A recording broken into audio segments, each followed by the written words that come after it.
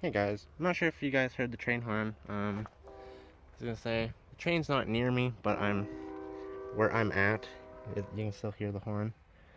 And I come to the country to do this, because I don't want to deal with any Karens in town.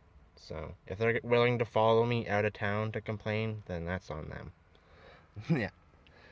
But, yeah, so we got the Alpine here hooked up, and got a Rockford Fosgate punch p700.1bd. Don't mind, got some cat litter. That's not part of it, but yeah. As I was saying, I got, show you guys the tune. The punch EQ is all the way up, the frequency is all the way up, and the gain is all the way down. Show you guys the tune we have on the Alpine amp.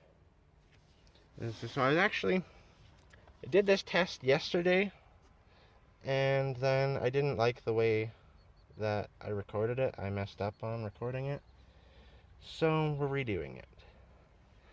So first of all, I'm going to show you guys how the Alpine works, and then we'll hook up the Rockford Fosgate and I'll show you guys how it performs. And I can already tell you right now, with the tune that I have on the Rockford amp right now, in order for the Alpine, to reach the same volume as it needs the gain turned up, like a lot. Not a lot, but enough.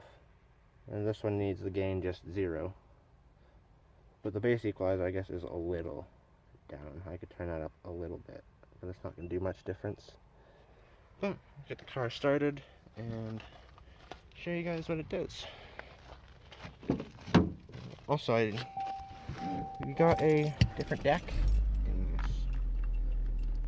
Show you guys the number FH-S71BS. This is the song we're going to be playing.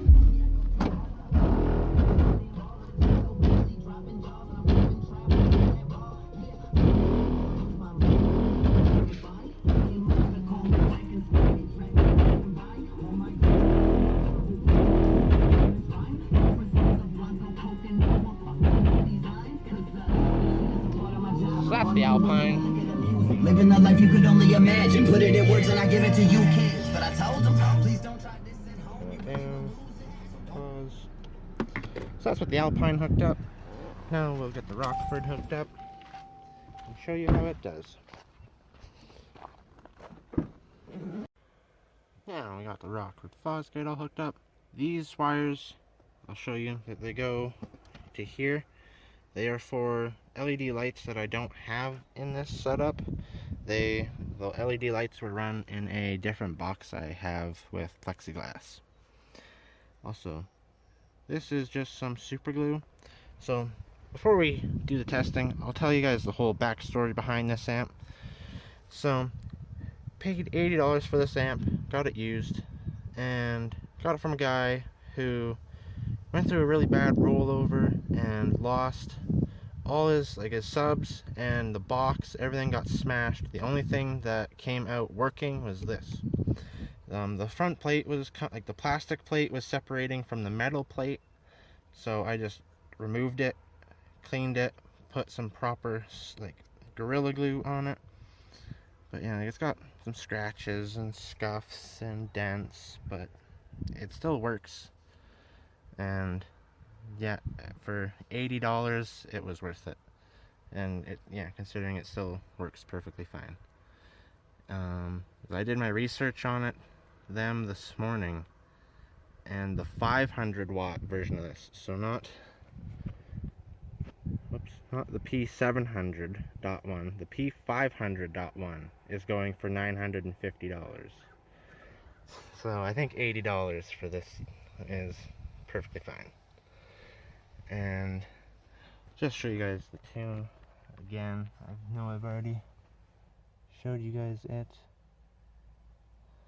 but just show you that I haven't changed it. But we got the star started. We got the car started.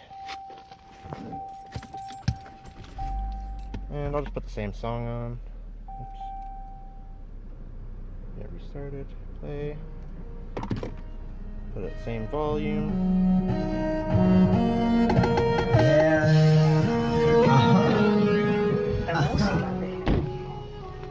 I'll be living in the left lane, passing y'all by. Sunroof, rolling back speakers.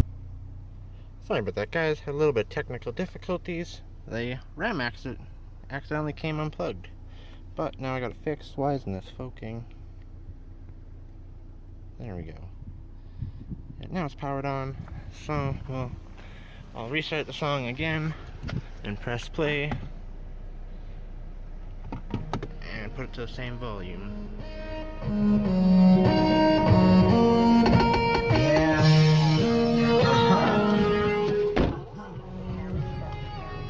I'll be living in the sunroof, rolling back speakers up high. I'll be living in the rose and watch the world from the third person inside. I'll be living in the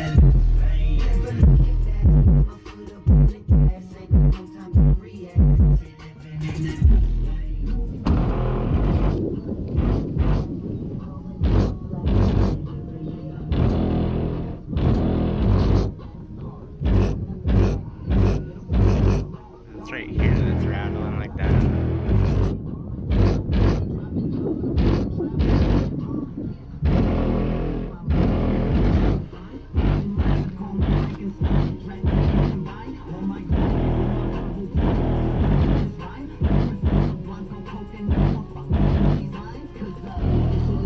Turn it down. women to look at the music, living the life you could only imagine. Put it in words and I give it to you kids, but I told you. So apparently it stopped recording and I didn't notice. But I'm going to show you guys the tune again on this. How high the gain is. Like, show you guys it's not. Oops. It's hard to do this with one hand and record with the other. Like, there's all the way up. There's. Oops. And right over there is what I had it at. The low pass filter is all the way up. I'll show you guys it.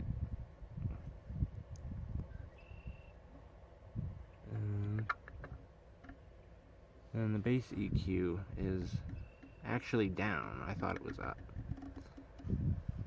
But yeah, it's actually down. Anyways, that's still the problem we were having with this amp was that after about half hour, 45 minutes of playtime, it started to just stink. Like it started out, I thought it was the voice coil on these burning, and I will tell you right now, the smell of burning voice coil on a sub and a burning amp smells very similar. But upon further investigations, realized it's the amp just getting really hot and not liking being played so loud for so long. So then we got this one hooked up yesterday, did a bunch of testing. I played it for like an hour and a half, and the subs were actually overheating, and the amp stayed relatively cool. Like, I'm not saying it didn't heat up, it got warm, but it didn't get nowhere near as hot as the Alpine does. And I can already tell you right now, the 500 watt difference, or the 200 watt difference between the Alpine 500 watt amp and the Rockford 700 watt amp, you can tell. It doesn't, on paper, it doesn't sound like much, but in reality, it's a big difference. Yeah, you could tell just by the way that the subs performed on the Alpine versus on the Rockford. And yeah, hands down, I'm going Rockford. But yeah. Well, for educational purposes, we pulled the back plating off of the Alpine. And For starters, we're gonna do a warning. If you have one of these amps and you're curious of what's inside, if you like just purchased it and it's under warranty, don't do it. If you're curious to know what's inside, this is what's inside. As I had a warranty on this and I don't, because I just pulled it apart. But I don't really care. Like if something breaks on it, I'll fix it. I don't really care. But yeah, just wanted to show you guys what's inside and do a comparison of what's inside the Alpine versus what's inside the Rockford Fosgate. And yeah, I'll show you guys. Here's the board. And got capacitors, transformers. And yeah, here's RCA connections.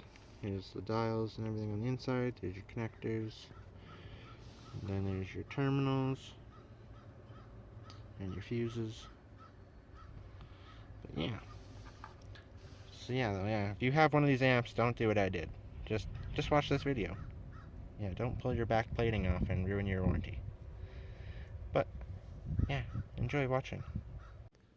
Hey guys, come here. So this is the Rockford Fosgate Punch p700.bd. Figured I'd show you guys what the inside of it looks like. Because, well, I don't have a warranty for it, so I don't have to worry about any warranty faulties because I took the cover off. And yeah, from what I can say just by looking at it, it's a very well put together piece. Like, they have everything they can just jammed in here. Here's your inputs and outputs, your dials, and if you're wondering what this is standing on, I have it. This is a Hyphonics Brutus 8-inch shallow mount. That is a Scar Audio 4-inch tweeter. And let me pause this quick and I'll show you a size comparison between a 500 watt Kenwood amp. Right here, got a Kenwood KAC 5207. It says max power is 500 watts. I can tell you right now that's not. It's 170 watts RMS and 340 or 60 peak is what that would add up to. And then here's what the Rockford Fosgate beside it looks like. It's maybe like an inch taller and an inch wider than it. Like here's the length up and down of it. You can tell that they're as close as I can get them. And then do lengthwise. Same thing.